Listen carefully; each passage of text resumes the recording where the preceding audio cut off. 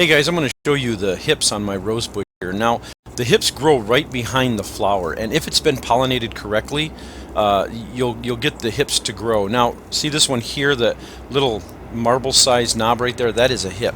Now, this one here, the flower hasn't quite died back yet, and the hip is starting to grow on that one too. Now, the best time to pick these, let me show you a couple down here. The flowers are completely died back on these, and look at the size of those hips. They're just huge. That's proof that they've been pollinated.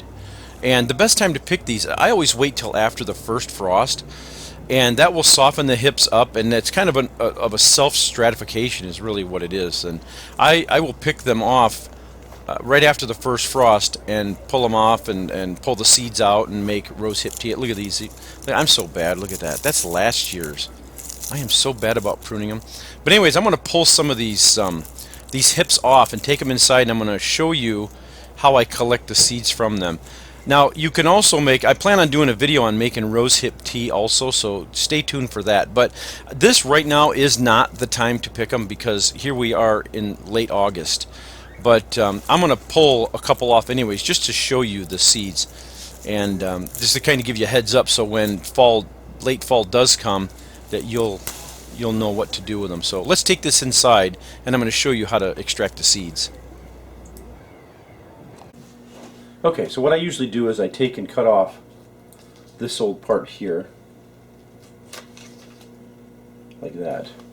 Now, what I've seen some people do is they just kind of pull this down, but if you just grab a hold of it like this and then pull it or push it like that, it just comes right apart like that. And if you just take it like this and then you just push it with your fingernail, and out it comes,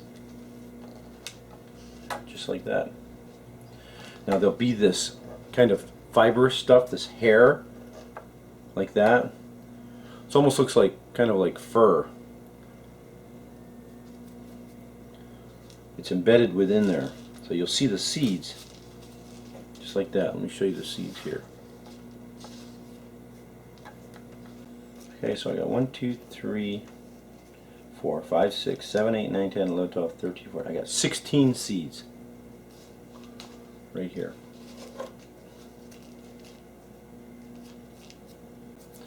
And then what I usually do is I just rinse these. I put them in a little cup, rinse them, and then dry them off on a paper towel, and that's all there is to it.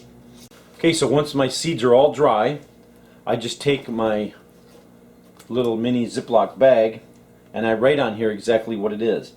Now, if you know the variety, you can put that on here, but it really isn't going to matter much, because if it's a hybrid rose, then the seeds are not going to grow true. So you could put the variety on here, but you're going to have a new variety when you're all done. So you just put rose on here and then put the date, put them into the envelope, and then store them in a cool, dry, dark place, and that's all there is to it.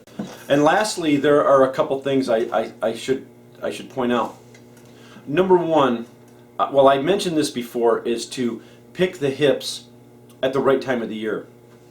I always wait until I get a nice, good frost, or at least very cold, because I think that you have to wait until the hips have turned color and have been at the mature stage for at least a month or so.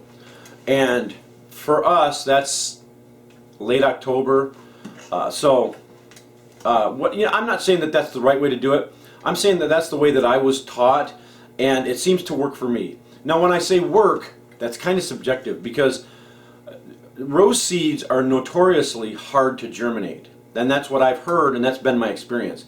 But I think that this is going to give you a better germination rate by doing it that way. Now, if other people have had better luck doing it a different way, let me know. I know there's some people that pull them out and they put them into the freezer and stratify them for a while, or at least in the refrigerator. I haven't done that, so let me know if that works. I've stratified other seeds, but roses, I just wait until I get a frost.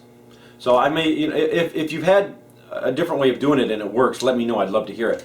So the second thing is that if you want to test the viability of them, you can dump these into a glass jar, and all the good viable seeds will sink to the bottom, and the bad spent seeds will rise to the top. And then you just scoop them off and throw them away, and then rinse, dump the water out, and then put the seeds onto the plate that way, and then let them dry for a week or two. I don't do that because well, it's that laziness thing. But what I do is, the biggest reason I don't do that is because when I grow something like, when you harvest rose hips, you've got tons of seeds.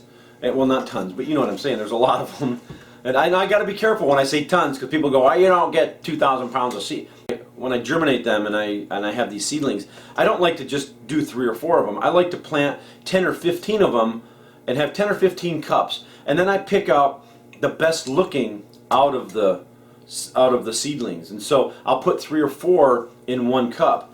And so hopefully I'll end up with 10 or 15 plants. And then I look at them, and if I want to save 4 or 5 rose bushes, then I'll just take the healthiest looking ones, and then I'll pull the other ones out, and then just dump the soil back into my tub. So anyways, that's why I don't do it that way. But you can certainly check the viability. You'll get better rates that way. So that's how I do it, guys, and I'd love to hear your opinions. All right? Well, thanks for watching, and don't forget to subscribe, and we'll catch you later.